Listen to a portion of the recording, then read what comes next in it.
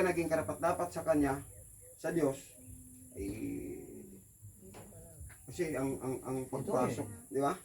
Ang pagpasok sa kaharian ng langit, kaya nga tinuturuan tayo dito pa lang sa lupa. No? So, wala nang kamatayan, sabi rito, dalamhati, pagtangis at paghihirap, sapagkat lumipas na ang dating mga bagay, bago ng buhay yun. Pag nangyari ito, ibig sabihin, tapos na yung ating mga problema sa buhay. No? So, kasi, sabi nyo kanina, gusto nyo makarating sa bagong langit at bagong lupa, sa bagong Jerusalem. Kasi kung gusto nyo sa Jerusalem ngayon, nalumang Jerusalem, gira yan doon. Ginigira yan doon ngayon. No? Okay, 5. Pagkatapos ay sinabi ng nakaupo sa trono. Sino yung nakaupo sa trono? Jesus. Ha? Si Jesus. Jesus o si Yahweh? Si Yahweh. Ibig sabihin yung panang niya. Pag sinabi yung trono, well, sabi niya, pagmasdan ninyo, ginawa kong bago ang lahat ng bagay. At sinabi niya sa akin, isulat mo, sapagkat maaasahan at totoo ang mga salitang ito. Sinabi rin niya sa akin, sabi ni Juan, naganap na, ako ang Alpha at ang Omega, ang simula at ang wakas.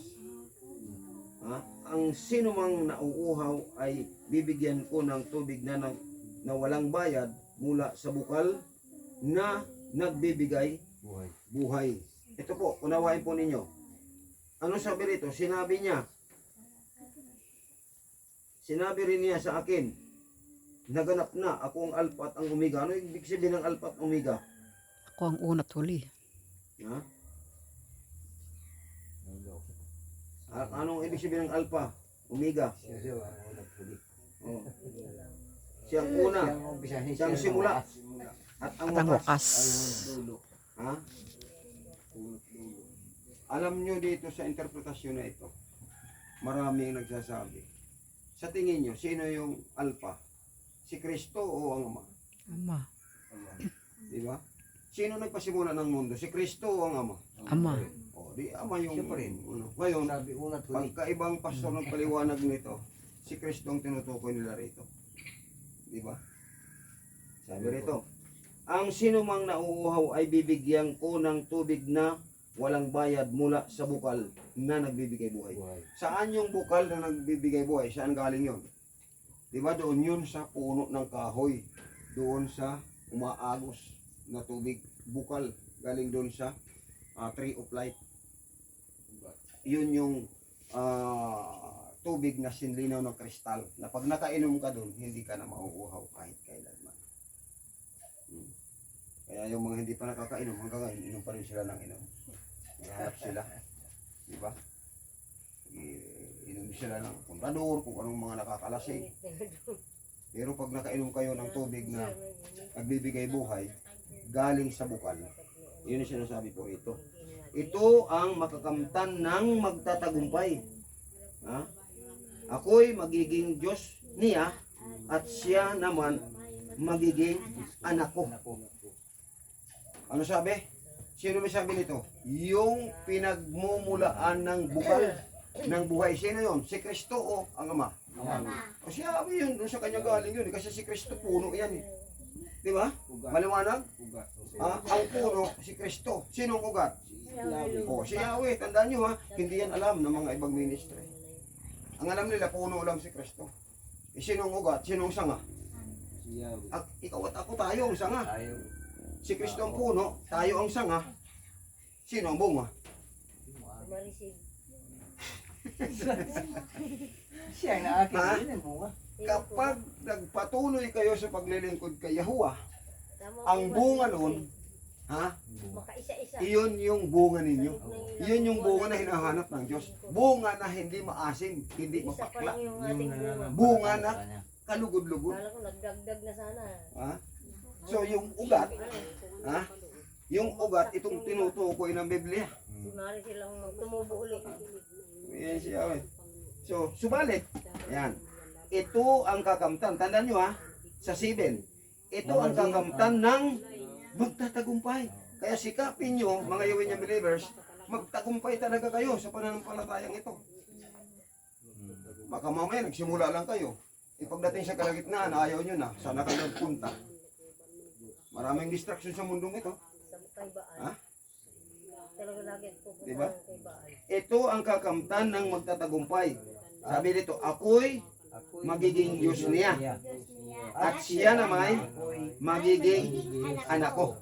Kaya sinisikap natin ituro sa bawat isa na maging tunay na anak tayo ng Diyos. Kasi may totoong anak ng Diyos. Sino ang tunay na anak ng Diyos? Who is the true sons of God? Who is he? Yung sumusunod, Sino? Sino yun? si Pastor. Kasi wala pa po Ito po the manifestation of the true sons of God is the Messiah. Messiah or the Messiah. Sino yun? Ang tunay na anak ng Diyos, tatagalogin ko kasi in English Kasi para sa mga viewers, baka may Amerikano nakikinig sa atin, at least maintindihan din nila yun. Pag tinagalog natin, hindi rin nila maintindihan yun. Ang tunay po na anak ng Diyos ay si Messiah. Si Messiah na tinatawag Kristo, na tinatawag Jesus Christ. Ang daming mga pangalan. Jesus. Yan pa lang sa mga pangalan na yan lumalabas yung kamangmangan nila. Ha? Anong pangalan mo? Hindi yan tunay na pangalan. Lisel Angela. Ikaw? Edlen. May tiyata ka dyan, likod. Altea. Lisel Angela. Gagawin kitang Rosa. Payag ka? O di ba? Bakit si Kristo? Misaya ang pangalan. Bakit ginawang Jesus Christ? Sinong may pakana nun? Ito nung sulat sa Biblia. Di ba? Nakita niyo na kung ano yung error. Ano yung kamalian na kanila mga itinuturo. Pwede kayo lumunta. Sa gilid pa ganyan. Dito, malilim na dito. Pwede naman din doon. Malilim na nga Dito doon. na kayo doon. Magdala yung Bible nyo. Mamaya nga pag dito wala na siguro yan pagka nakabunan sa bundok. Dito na kayo. Ayan, pwede na yan. Dito na kayo. Paano naman yan? So, ito po, na siyang maging Diyos natin, kaya sinong Diyos nyo ngayon? Dapat siyawin ang Diyos nyo para Siya daw yung Diyos nyo. tayo ang mga anak. Tinatanong siya, ang Diyos na dapat Ba't isa lang yata ang nagmasabi? pag ako nagtatanong. Ang Diyos natin si Kristo, hindi si Yahweh, hindi si Kristo. Ha? Ang Diyos natin hindi si Kristo kundi si Yahuwah. Tandaan nyo kasi si Kristo, ang Diyos ni Christ, ang Ama. Di ba? Anong sabi ng John 20:17? Pupunta ako sa aking Diyos na inyong Diyos, sa aking Ama na inyong Ama. Di ba? Maliwanag yun. So, dito naman sa 8, basa sa 8. Subalit, para naman sa mga duwag, mga taksil,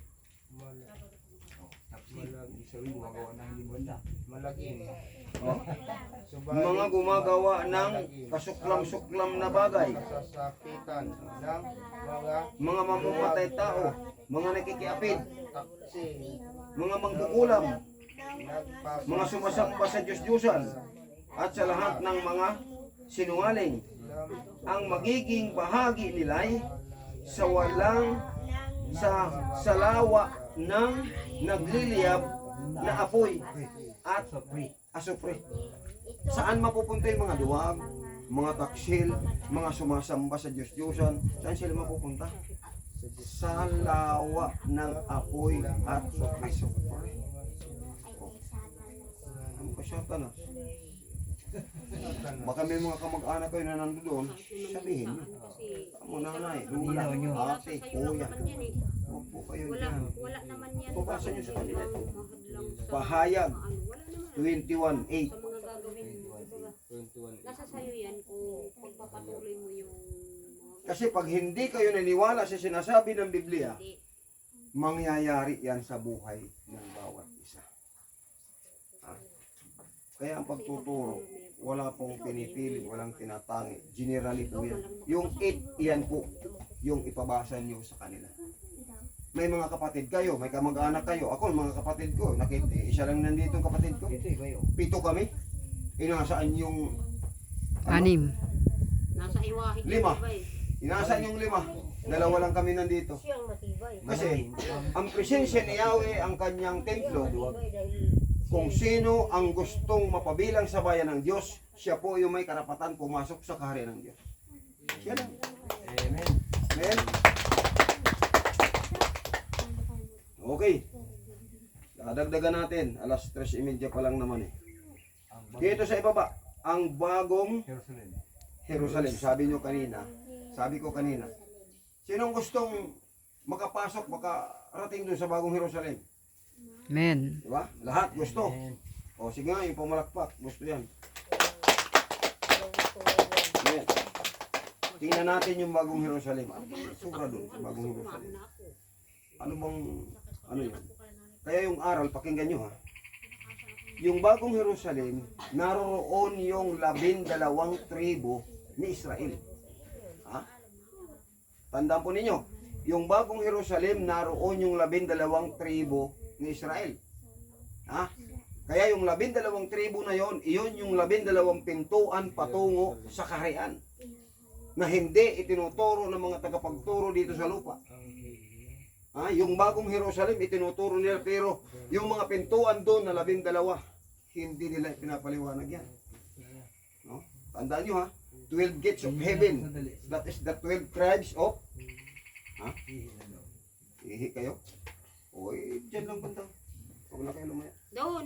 O, dito banda. Dyan. Sa may, ano lang nyo. Iihi lang, sabay-sabay pa. Grabe yung mga ihi ninyo yan. Nagkakahawa-hawa ka sila. Dapat may daladala kay Arinula. Ay, pag baka.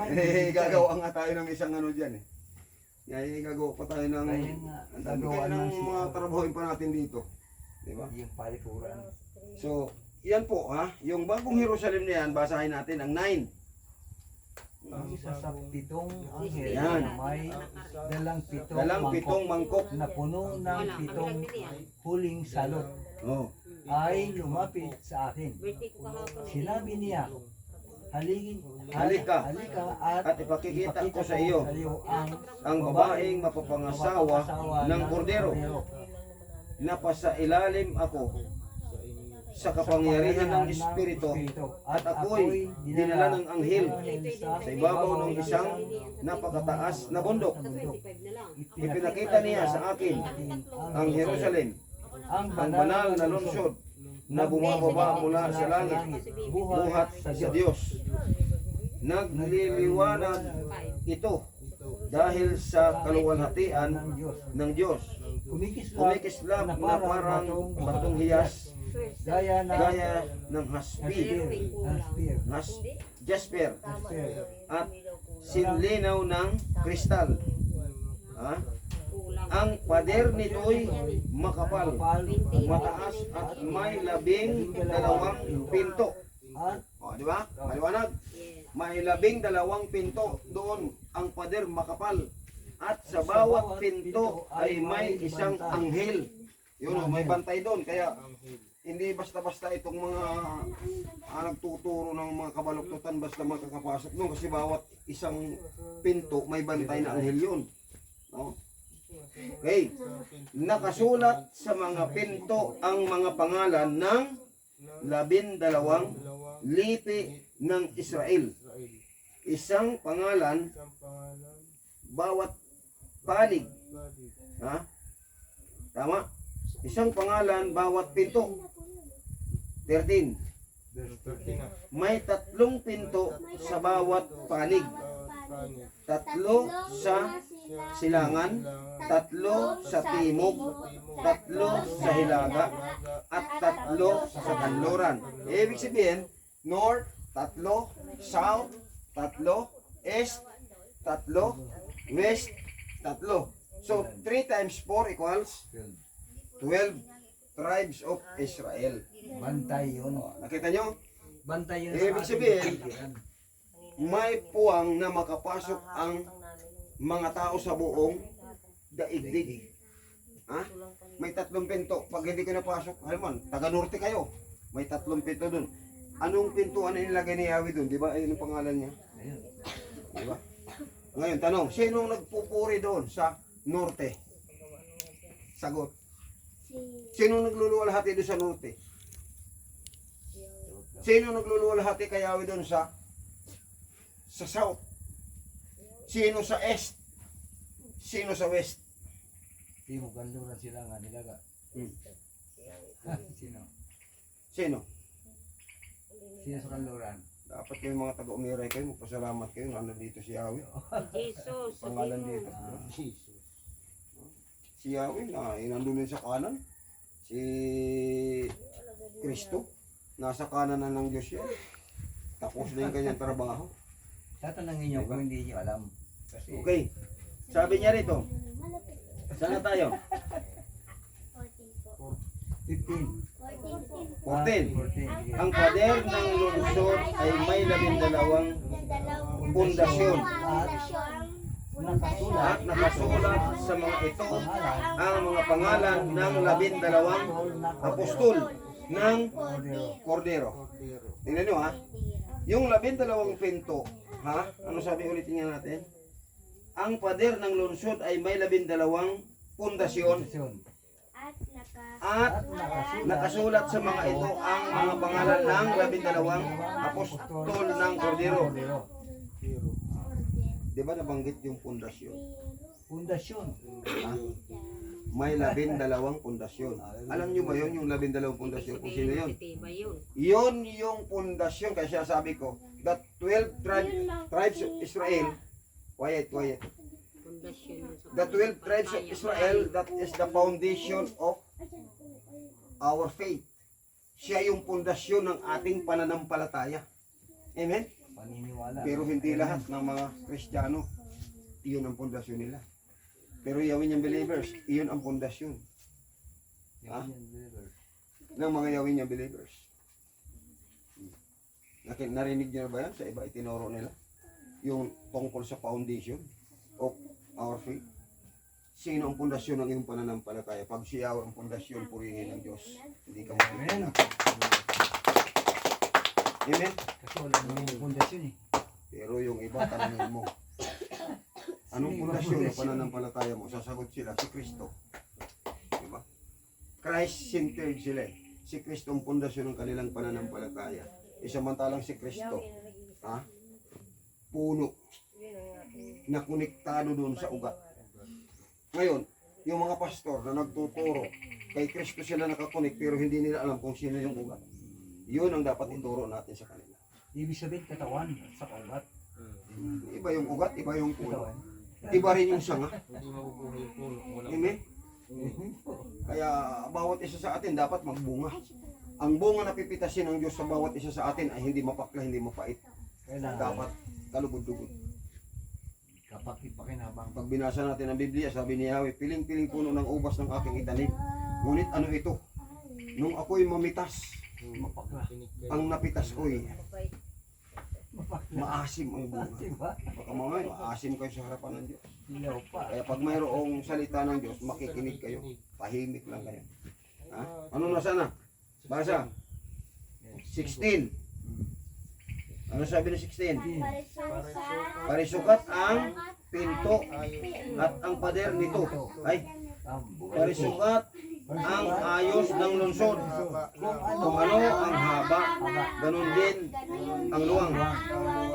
Sinukat ng anghel ang lungsod at ang lumabas. Nasukat ng lungsod ay 2,400 kilometro ang haba at ang luwang. Ngayon din ang taas. Stop. Ano ang sukat Mainit pa ng rin lungsod? yun 2,400. Tandaan nyo ha? 2,400. Ito yung lungsod. Sukat Nasaan ng na? 2,400 kilometer. Ang haba. Pag sinabing kilometer, malawak yan. Maluwang. Lagpas pa yan sa lungsod. Yung Amerika, wala nga yatang ilang libong kilometro hanggang Amerika mula dito. Malayo. Di ba? So itong bagong Jerusalem na yan, na mayroong 12 pundasyon, 2,400 kilometer ang parisukat niya. Ibig sabihin, kwadrado. Square. Doon tayo ipinaghanda ng Diyos. Hindi dito sa magulong ito. Kasi yung mga lupang ito, binibinta, binibili. Doon, wala pong squatter doon. Pinag-aawayan. Bawal po doon magbinta ka ng lupa, hindi iyo. Amen? Pero dito sa atin, sa baba, binili mo na. Tingnan nyo paano ginawa sa atin? Kung babasehan ang Biblia, ang batas ng Diyos sa Biblia, dapat ang lupa walang bayad. Dahil ang may-ari nito, si Yahweh, hindi gobyerno. Hindi si Adan at si ibang may-ari niyan. Ang Diyos. Anong sabi ni Abraham? Sabi ni Yahweh, Abraham, kapag sinunod mo ako, ibibigay ko yung lupa na yan, ng mga Kananiyo, Hitiyo, Hibusyo. Ibibigay ko sa inyo yan. Sabi niya, paano ko malalaman? Sabi niya, ang abuti ng mata mo, sa tingin mo iyo. Walang biniling lupa, di ba? Sinunod po ngayon. Ngayon, Hindi yun. bakit binibili natin ang lupa? Binili na natin ang lupa. Bakit nagbubuhis pa rin tayo? Hindi na tayo sa political will. Di ba? Dapat walang bayad. Ang dapat na batas ng Diyos dito, ang lupang ito, dahil Diyos ang may-ari, bigyan ka dyan ng lupa, pwede ka magbuhis. Yun lang, buhis lang. Hindi yung bibilhin mo yung lupa. Sino nagbenta? Bakit kanila ba lupa to? Di ba Diyos may-ari nito? Ngayon, pag winasak ni Yahweh itong lupa at gagawing impyerno, sa inyo na yan. Maging lugar na ito. Kasama ito. Bagong Jerusalem, doon tayo pupunta. Doon tayo titira. Amen? Amen po. Pumalakpak na malakas para umabot sa langit. Glory to God. Tandaan nyo ito yung aral na dapat yung maintindihan. Mamaya, ang mga magulang nyo, kung ano ang sasabihin sa inyo, siyempre susunod kayo. Sabihin nyo, Lola, Lolo, Nanay, Tatay, kailan kayo magigising? Magising na po kayo. Pag sabi mo, Ang nagtuturo ngayon, sa katotohanan. anak na, sapagkat walang na ituturo ang magulang. Ang mga magulang, bakit walang na ituturo, hindi sila sumunod sa batas niya. Ang mga anak, pag sumunod ka sa batas ni Yahweh, ikaw ang may karapatan magturo sa kanila. Amen? Ikaw may karapatan, may kapangyarihan. Glory to God. Kasi ayaw nila sumunod Yung nanay ko, tatay ko, hindi ko narinig na magturo, mag-aral. Ang anak, pag lumaki kang sambahin mo, yung pangalan na yan, wala akong marinig yan.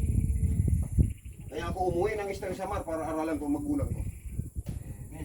Lahat ng project namin doon, may pira ko dito, tara, mayroon tayong mission sa Eastern Samar. Anong mission? Maghukay tayo balon. Diba? Uuwi kami doon, maghukay lang ng balon. Sino nakagawa sa inyo rito? Taas ang kamay. Wala. Ano sabi ng Biblia? Hindi kasi nasunod yung... Gumawa kayo ng lukbutan na hindi nasisira. Ano po tayo? Para mo yun. Ano yung lukbutan na hindi nasisira? Sa buong buhay ninyo, gumawa kayo ng isang bagay na hindi kaya nilang sirain. Hanggang magkanda mamatay na lang sila, nandoon pa yan, hindi ka nila makakalimutan. Amen. Iyan yung lukbutan na sinasabi ng Biblia. Isipin mo, huwag kang manghinayang. Gastos, pamasahe, pagdating ko doon, pati materialis, akin lahat yun. Wala akong inisip, basta uuwi ako doon. Dahil doon ako ipinanganak. Yes po. Ipakikita ko sa kanila at magtuturo ako sa kanila ng si Yahweh ang kasama ko. Amen. Bakit ko ginawa yun? Nung maliit pa ako, sabi ng kapitbahay namin, igib ka lang igib dito sa balon. Kaya ako matapay. Sasaktan yung puso ko. Kamag-anak namin yung inigiban namin. Igib ko ng igib dito, lagi na lang mga mukha nyo narito. Aray. Dapat tinatago. Nung mag-reveal sa akin si Yahweh, sabi niya, anak, may papagawa ko sa iyo para maintindihan nila. Sabi ko, ano yun? Mission. Tara, uwi tayo, bakasyon tayo. Ano gagawin natin? Gagawa tayo ng balon. Ang paggawa ng hollow block, mayroon akong hulmahan ng hollow block. Dala ko, papunta doon. Hindi ako bumili ng hollow block, ako nag-hollow block. Tapos pagdating doon, o tay, kumusta? Hukay tayo ng balon dyan. Yung kalamansi, tanggalin yan dyan. Galit yung mga kapatid ko. Hindi ko hindi tanggalin yan, kalamansi ko yan Papalitan natin ng tubig yan. Alisin mo yan. Nilagyan ko yung plano yung bahay namin. Pagkatapos, hukay kami dito. Ilang araw lang, inasintada. Pagkahukay ng ganyan kataas. Wala dito, ganyan kataas. Sige, pantayin mo. Asintadahan ko ngayon, 2 meters. Asintada hollow block. Tumasang ganyan, 2 meters. Dinagdagan ko pa hanggang dito. Tapos hukayin ang loob. Nagsarili ko umano doon, sabi ng mga tao doon. Hindi ganyan dito magawa ng balon. Tinatawanan nila ako. Hindi ganyan, ika. Sabi, walang tubig yan, bawat na daan may ano. Ano magkakatubig yan? Tapos sa isang araw, pagdaan mo may tubig na yan. Sa lubang hukay, nakahalong block na. Pusa yung bababa doon. Sa malit sabi, pagdating sa 3 meters, nagkatubig. Hanggang dito ang tubig, 50. Sige pa, dagdag pa. Hanggang umabot to sa graba. Kasi may grabong maliliit. Doon sa malalaki kako, doon tayo i-stop. Kaya hindi na ngayon malimas. Dahil ang tubig, ang lakas. Sabi ko ito na. O sige, tama na yan. Hanggang dyan na yan. Dahil ko kung hanggang yung pagkataas, 1 meter. Hanggang ngayon, nandun yung balon. Ngayon, kahit ako mawala sa ibabaw ng lupang ito, yung balon ni Abraham, nandun pa rin. Yan. Di ba si Abraham may balon? Sa Biblia. Ang walang balon niya. Yun yung lukbutan na hindi nasisira. Gumawa ang bawat isa sa atin. Itong ginawa namin dito ni Pastora, itong pangalan na ito, ang purpose po nito, hindi para kami maligtas, kundi para kayo maligtas na taga-umiray. Maligtas kayo rito. Amen? Nagulat ka lang. Umiray! Amen si Yahweh. Umiray gising! Gising! Tuloy yung mga bala. Gatulog. Ibig sabihin niya atok eh. Ano? Lukbutan ito! Amen! Ito yung lukbutan. Mag-ingat lang po kayo. Kahit siya. Lukbutan natin ito, ingatan nyo, huwag mapunit. Masira. Hello? Hello. Ingatan nyo ha? Ingatan nyo. Baka mamaya mabulso. Tatagas ang tulog niyan. Ha? Pastor Joseph, pasensya ka na kung nagkakilala tayo ng ganito dahil ako'y nagagalak, ginawa, alam niyo totoo lang, masarap ang pakiramdam ko. Roderick, dahil nakasama ka sa pioneering, nawa, maunawaan mo ng lubos itong gawain na ito. Ha? Kung kayo ay napagod dahil nakilala nyo kami, magpasalamat tayo lahat kay Yahweh. Amen. Amen po. Kasi talaga, nandito pa tayo sa sanlibutan, talagang Dapat masaya maranasan tayo, tayo masaya yung pagod at saka yung Nakita nyo? kasayahan. Alam nyo, kayong mga bata may magagawa kayo dyan eh. Ha? Pag naggawa tayo ng lamesa dyan, ang magagawa nyo, paghakot ng lupa, may timbang maliliit dyan. Dadalhin ko yung mga tupa natin doon na yung mga, dapat pumunta kayo ng Thanksgiving, nandito silang lahat. Yung mga apo. Okay? Diba? So, Pinagay. ito pong ating pinag-aaralan, ito yung ating pupuntahan. Doon. Ito yung, Hindi po ito. ito yung patutunguhan. Pangsamantala lang ito. Pero ayusin din natin yan habang nagpanahon pa. Okay, balik tayo. Praise Yahweh. Saan na tayo? 17. Sinukat din niya ang pader at 65 metro naman ang taas nito. Ibig sabihin 65 meters ang pader. Pader. Taas nung 65 meters. Ito nga 3 meters pa lang yan. So, 65. 65 baka pantay na yun doon sa bundok na yun. Ang taas. Pader. Walang makakaakyat dun. Okay? At Nasaan na? pader. At Ayon sa panukat na dala ng anghel. 18. 18. Batong hasper ang pader at ang lungsod ay lantay na gintong kumikinang na parang kristal. 19. Ang saligan ng pader ay puno ng lahat ng uri ng mamahaling bato. Bato. Hasper ang una, Sapiro ang ikalawa, Dalawa. Calcedonia ang ikatlo, Esmeralda ang ikaapat, Unisi ang ikalima, Cornalina ang ika-anim, Anim. Crisolito ang ikapito, Ang kapito. Birilo ang ikawalo, Tupas ang ikasiyam, Praso ang ikasampu, Jacinto ang ikalabing isa, at Amatista ang ikalabing dalawa. Nakita nyo? Yung mga pintong, ano yun, yung mga pundasyon na yun doon sa 12 Gates of Heaven, ay puro yan mga, ayun o, mga pinili ng mga kristal. Parang kristal na lang tayo. Yung mga, ano yan, ang pundasyon hindi bato, hindi simento. Makita nyo ang inhanda ng Diyos.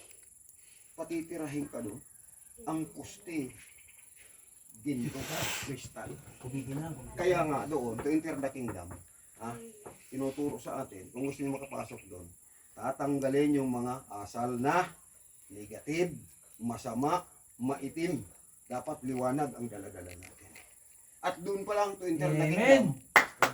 Pero liwanag. Doon pa lang sa pagpasok, doon pa lang sa pintuan, pag hindi kayo nakapasok doon, ibig sabihin, hindi kayo pumasa doon sa future, doon sa bantay pinto.